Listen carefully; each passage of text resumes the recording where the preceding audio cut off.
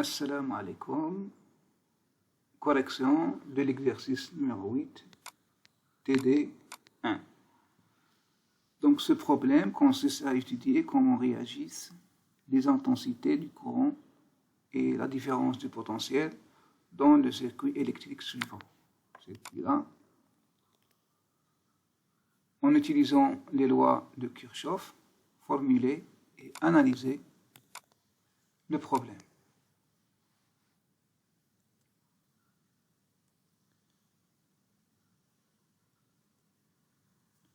Donc voilà le circuit. Premièrement, nous allons choisir les orientations du courant, donc I1, I2 et 3.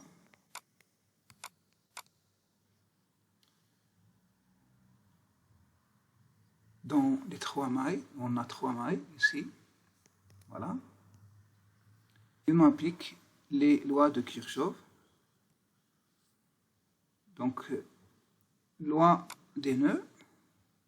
On a I1, I2, I3, les intensités qui traversent respectivement R1 pour I1 et R5 pour I2 et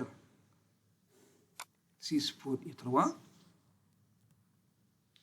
Donc R2 est traversé par le courant I2 moins I1.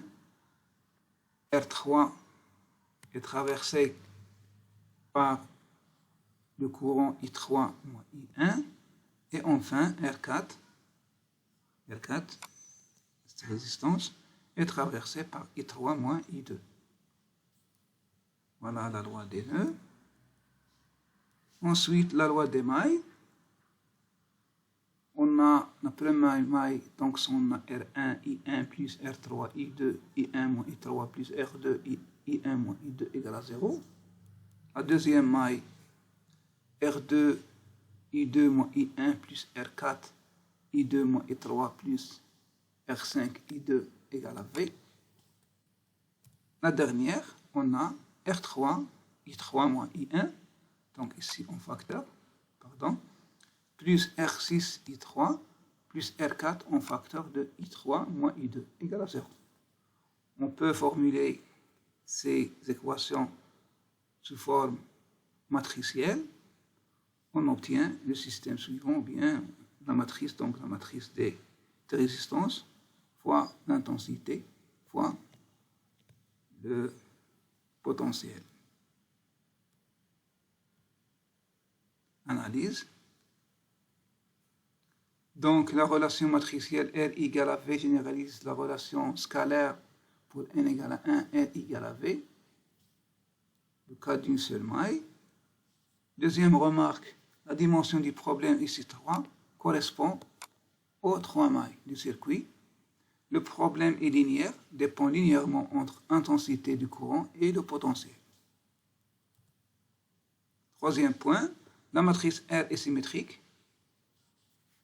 On verra une interprétation physique dans la notion des formes quadratiques, le dernier chapitre. Si on place des générateurs dans chacun des 3 mailles, devient donc R égale à V avec V égale à V1, V2, V3. Enfin, physiquement, R doit être inversible car chaque intensité V existe une seule intensité I qui circule dans le circuit. Voilà. Donc, on remarque bien que cette matrice, elle est symétrique. Voilà la symétrie, donc, par rapport à la diagonale. Donc, elle est symétrique.